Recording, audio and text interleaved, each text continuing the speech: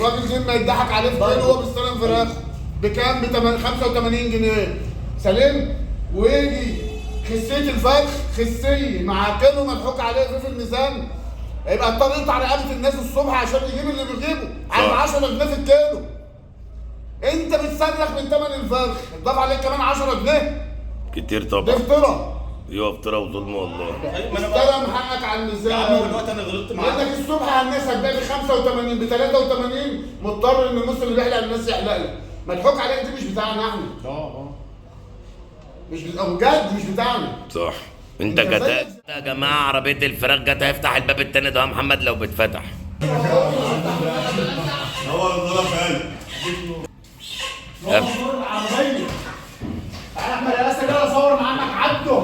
هو اللي كل يوم كده ب 75. لا 3 جنيه على الميزان. اهو الورقه بتاعتك.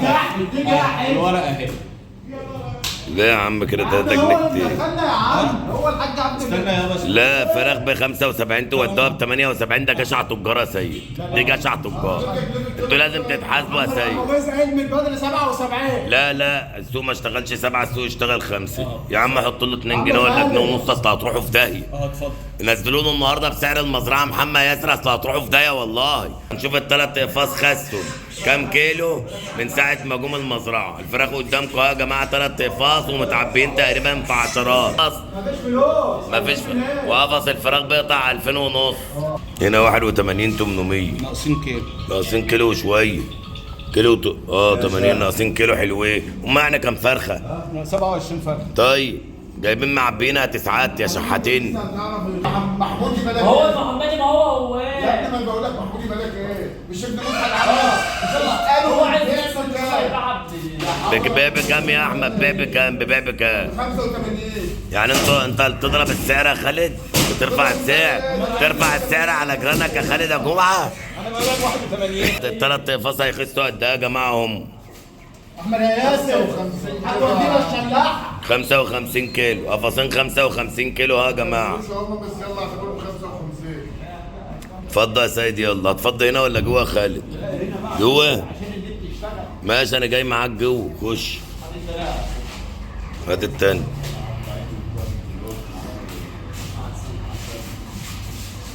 شوف هيخسوا قد ايه يا خالد؟ ده انت لو فضيتهم هيخسوا اكتر من كده. 25 800. الراجل زي ما يضحك عليه في كيلو وهو بيستلم فراخ بكام؟ ب 85 جنيه سليم. ويجي خسيه الفرخ خسيه مع كيلو مضحوك عليه في الميزان، يبقى اضطر يقطع رقبه الناس الصبح عشان يجيب اللي بيجيبه على 10 جنيه في الكيلو. انت بتصرخ من ثمن الفرخ، اتضاف عليك كمان 10 جنيه. كتير ده طبعا. افتراء. ايوه افتراء وظلم والله. استلم حقك على الميزان. يا عم دلوقتي انا غلطت معاك. لانك الصبح الناس هتبيع ب 85 ب 83، مضطر ان المسلم اللي بيحلق الناس يحلق لك. مضحوك عليك دي مش بتاعنا احنا. مش بجد مش بتاعنا. صح. انت زيك كتاب. زي الناس. حتى المستهلك الحزين عامله ايه يا احمد ابو ان شاء الله الحمد لله بس مقطع حاج. لباسه مقطوع. المستهلك يعني المستهلك مستهلك. يعني الاكله تقطع قد ايه الوقت يا احمد؟ الغدا الغدا؟ والله يا حاج عبده النهارده لو جبت فرخه 2 كيلو والناس بتبيع ب 85 ديت مبدئيا الناس بتاخد 5 جنيه تنظيف ادي 170 175. النهارده مش هتعمل جنبها اي حاجه، خليها قرداحي يا عم كده شويه رز جنبيه. انت في الغدا قفلت ب 200 جنيه. في الغدا بس يعني لو جبت كيلو رز قفلت ب 200 جنيه. ويتولاك ربنا في الفطار وفي العشاء. يعني بيت اسره مثلا 3 4 5 تنفار تصرف لها. لا 4 عشان كل واحد ربع. الوضع قيصر. يعني اسره تصرف لها في اليوم يجي 400 جنيه اقل حاجه بقى، فطار وغدا وعشاء. انت طالع بكام النهارده المحل؟ لا ايجار ولا كهرباء ولا ميه ولا اكياس ولا عماله ولا اي حاجه. طالع بايه؟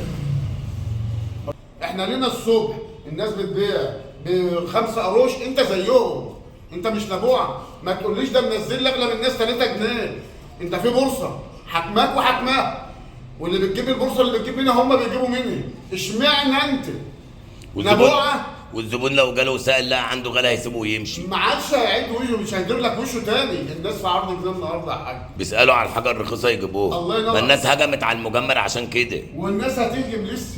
ده الصاحي وقف حاله النهارده مش بالفجر ولا مش شيء. مش كلام ده، مش هيضاف حاله دلوقتي كمان. اه اتفرج عليه بعد اسبوعين ثلاثه وما الاشاعه تبقى حقيقه. لا ما فعلا اللي لقيته طيب ماشي، موجود. اما تبقى في متناول ايد الناس كمان. يعني الناس من النهارده اللي عرف هيصوم عن الفراخ لغايه لحد ان شاء ما الله ما تيجي. تيجي المثلج. صح. انت فاهمني؟ لهدف طب واحد. بس المثلج مش هتفرق بين الفرخه المثلجه والفرخه الحيه يا احمد بالنسبه للمستهلك؟ والله الرب بس يكون الذبح شرعي والكلام ده حاجه في علم الغيب. ماشي، لو اعتبرنا ان الذبح شرعي بس الفرخه مجمده، المستهلك ياكلها عادي؟ هياكلها تمام بتفول 14 في ظل الظروف دي. الناس عايزه تشممني بصل عيش يا عم. شممني بصل، ما هو كيلو اللي جناحه وكيلو اللي وراك بكام والفرخه يا المجمده عم في حد بتوع اللي وراك ب 90 جنيه ولا كام؟ 90 جنيه. ب 95 جنيه. والجناحه بكام؟ ب 80 جنيه ولا كام؟ ب 75 جنيه. ايه دي يا عم؟ الهياكل بقت ب 40 جنيه. الهياكل والرجلين بقت ب 25 جنيه. كل الحاجات دي زادت. لا ما كانش الكلام ده بيتباع كمان. المعلومه بس اللي هي يعني احنا سامعين ما شفناش. اما تبقى في متناول ايد الناس كمان، الناس اللي سمعت مش هتاكل فراخ لغايه ما تيجي الفراخ المجمده يا عم. بس هي الفراخ المجمده اتحطت ظهرت خلاص موجوده يعني في المنافذ. يا رب يا عم. ربنا يخفض. دي كمان هتهدي السوق وهتهدي اللعب، وكل اللي عنده فرختين بفكر ان هو معلش يعني استغل ضعف الناس او استغل احتياج الناس ديت يعني. ان شاء الله يا رب يخلط المسلمين. يا رب.